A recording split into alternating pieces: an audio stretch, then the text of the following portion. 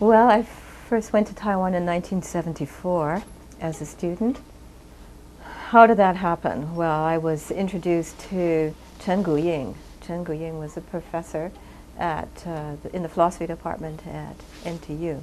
But he had lost his job because of some kind of an allegation of political misconduct.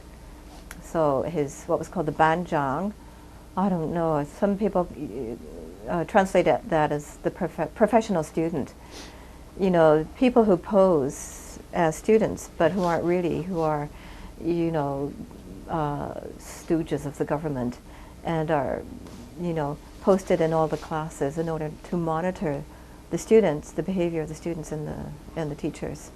And if anybody does anything that they feel is problematical, or they criticize the government or something, or could be construed as being critical of the government, these banzhang would, what's called 上小报告, 下小报告, you know, write up a report and present it to the government.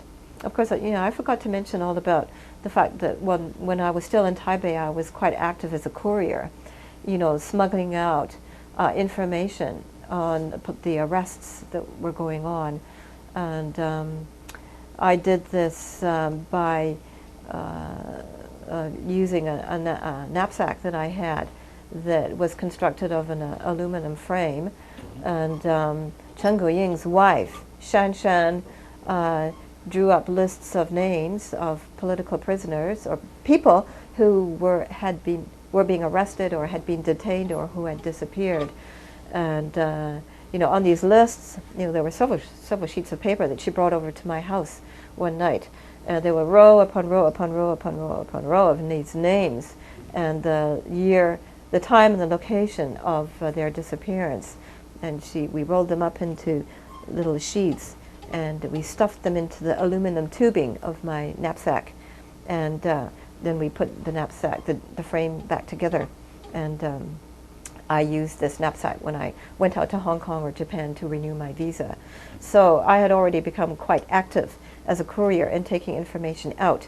And once I was in Hong Kong, you know, I would pass this information on to Li Yi, or Li Yi was the editor of 七十年代, or in Japan to other people. And that information would be forwarded to the Amnesty Office in, you know, Lynn Miles in Tokyo. Yeah. And so I did that on several occasions.